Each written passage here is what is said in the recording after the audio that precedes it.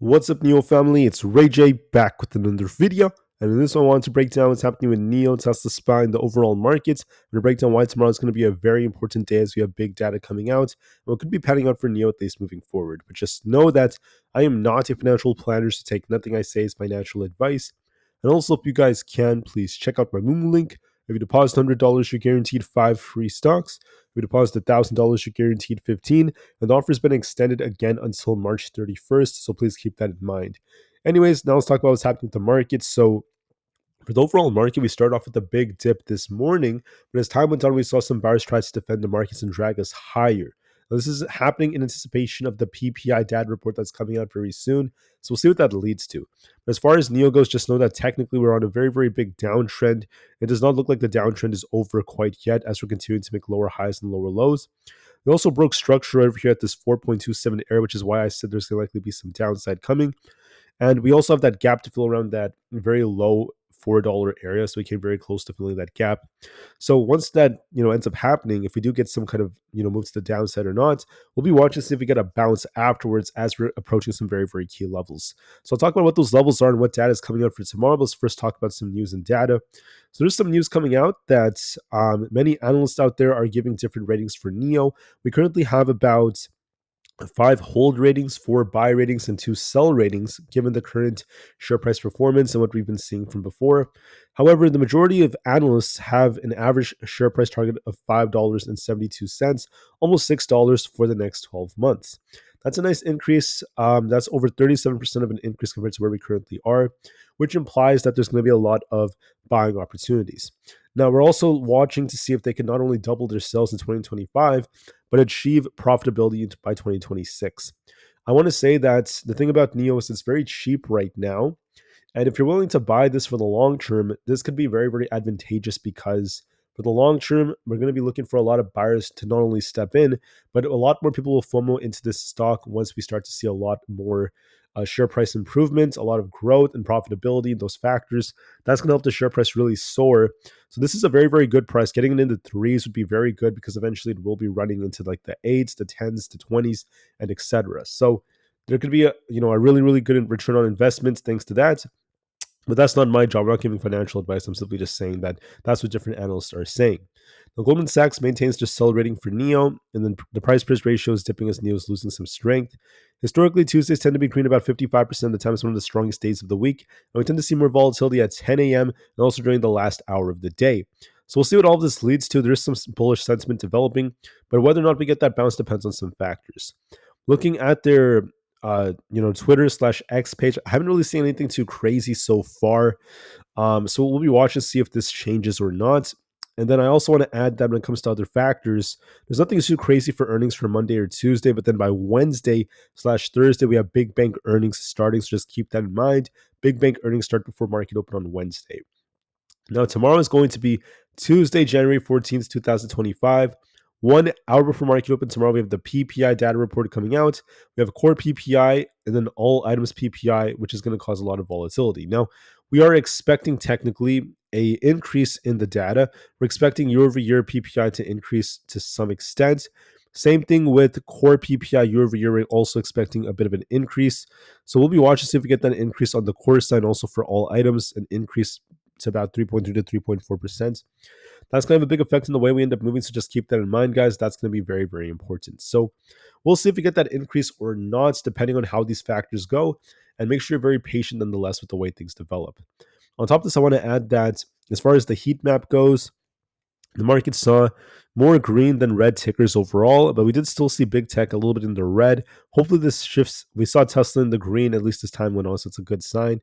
But when it comes to PPI, that's going to be the next big factor affecting us.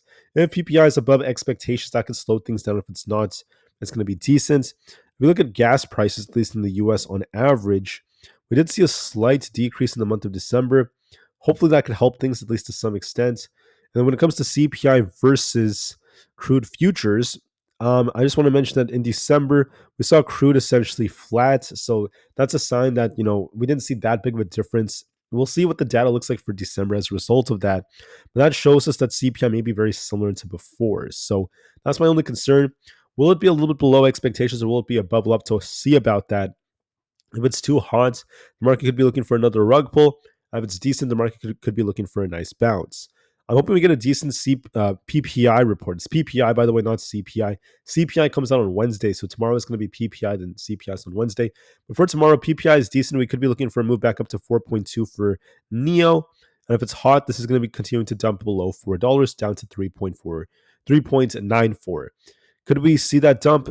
It's always a possibility. We haven't really gotten there yet, so we're stuck in the middle. So I'll give this some time to develop. Technically speaking, it does look like it wants to revisit 4.13, and we'll see if we get a rejection off that or not. But for now, there's still some potential. As far as SPY goes, okay, although we have this left shoulder, head and right shoulder, I just want to say that there is potential for us to try to bounce here. If we end up losing 580, this could cause us to dump back down to 578 or below. As long as we hold above that, this could be trying to bounce back up to about 585. So it could go either way, but I am favoring that this is going to try to bounce for 585 plus. Looking at the different factors and how the 4 hour is looking, we do favor a small bounce by at least 2+ points.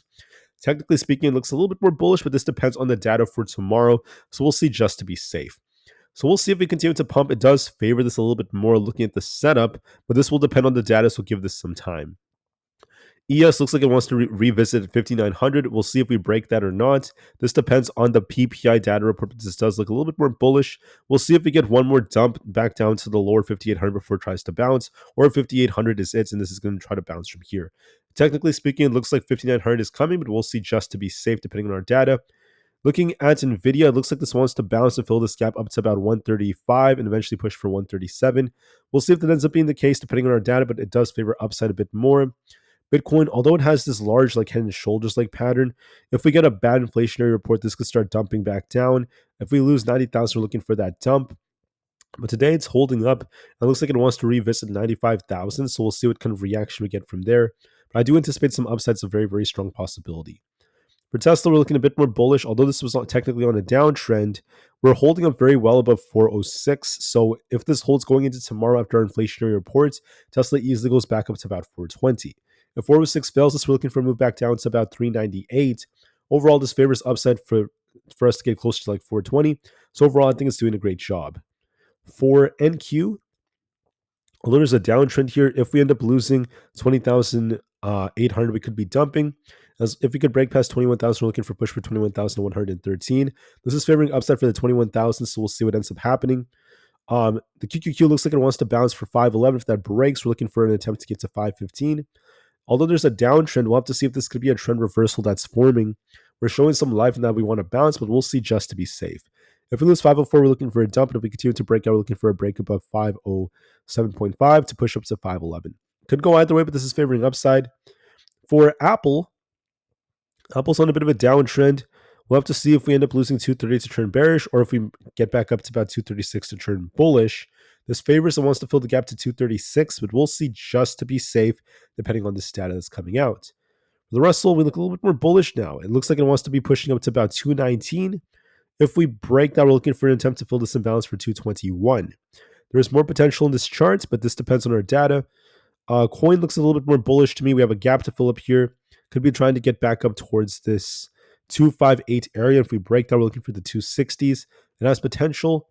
Amazon's trying to bounce here. We have to see if we can break past 219. If that's the case, we're looking for 220.6. For Meta, we have a gap to fill up here towards that 615 area. So I could be looking for a bounce here. Microsoft could be looking for a rebound if we do fill this gap to about 418 to 420. And we'll see if we reject, because I want to say that last time we hit our 20 EMA, the green line here, we rejected and should be pushing up here. And we'll see if we get a rejection after PPI data, or if we break this. For now, I do anticipate a small push is the most likely possibility. Google's going to be testing 193.75. That breaks. We're looking for 196. So it could go either way. So with that being said, I want to thank you all so much for listening.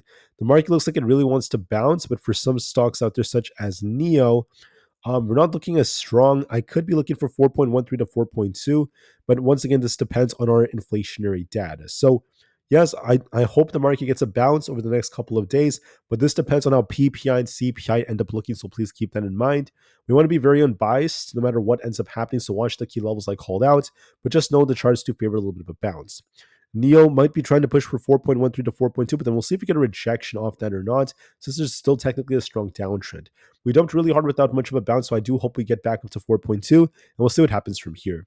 That being said, I thank you all so much for listening. Have a good rest of your day, and I'll see you guys tomorrow in the next one. Let's see how the data ends up looking, and let's just hope for the best. Thank you for listening, and peace out.